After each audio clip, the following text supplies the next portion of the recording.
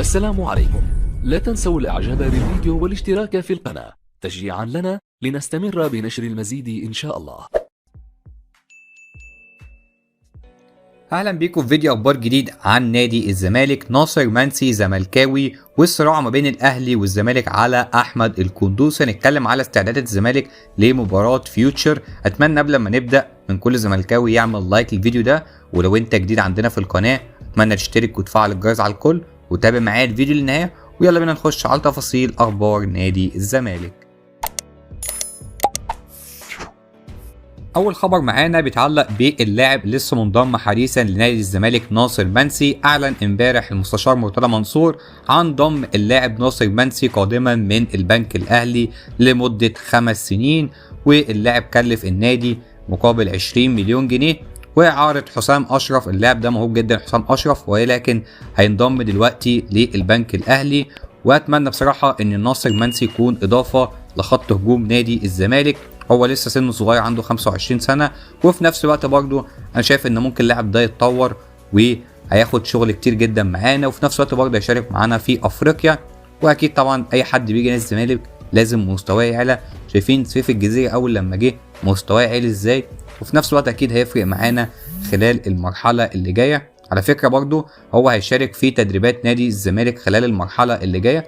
واتمنى بصراحه ان ناصر منسي يقدم نفسه بشكل قوي في نادي الزمالك وياخد الموضوع تحدي، عشان كمان الفتره الجايه ممكن نلاقيه في منتخب مصر.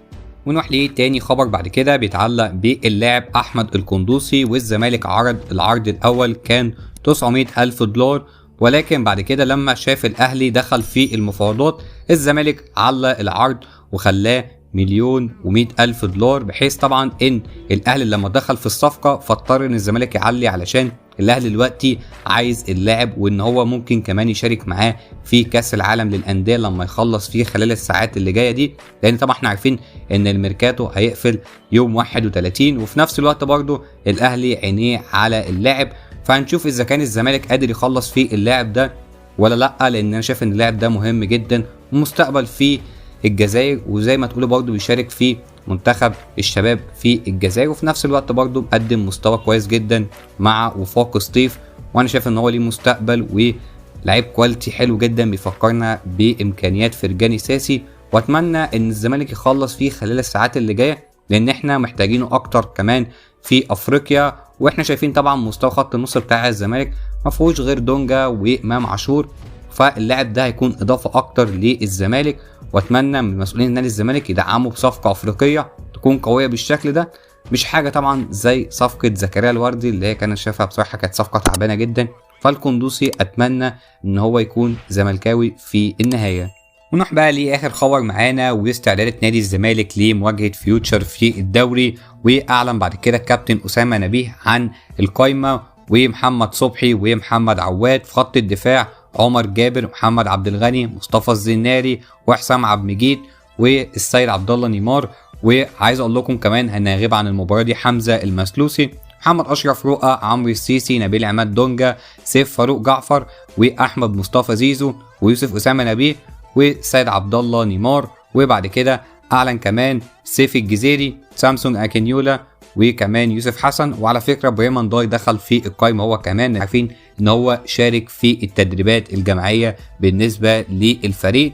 باذن الله الزمالك يحقق انتصار بكره وتكون بدايه للطريق الصحيح، ونرجع تاني لسلسله انتصارات لجمهور نادي الزمالك ونفرحه خلال الفتره اللي جايه. اتمنى طبعا اداء اللعيبه يكون احسن خلال الفتره اللي جايه مع الكابتن اسامه نبيه، وكل الدعم للاعيبه نادي الزمالك. واهم حاجه ان هم يركزوا في الدوري لحد طبعا مواجهه افريقيا. دلوقتي الاهلي هيشارك في كاس العالم فمش هيهتم دلوقتي بالدوري، احنا نستغل كل مباراه وكل مباراه ب3 بونت اكنها مباراه كؤوس فعلا.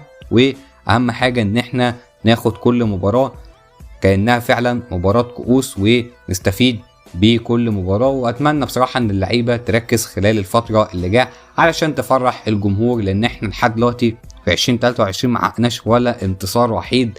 فاتمنى ان ماتش فيوتشر ده يكون هو البدايه مع الكابتن اسامه نبيه. انا بصراحه متفائل جدا بمباراه بكره، واهم حاجه ان الزملكاويه يفرحوا ان شاء الله لما يشوفوا بكره فريق نادي الزمالك.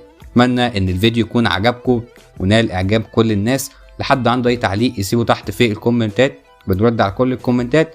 ما تنسوش بقى دعمكم يا زملكاويه، تعمل لايك للفيديو واشترك معانا في القناه وفعل الجرس على الكل عشان يوصلك كل جديد.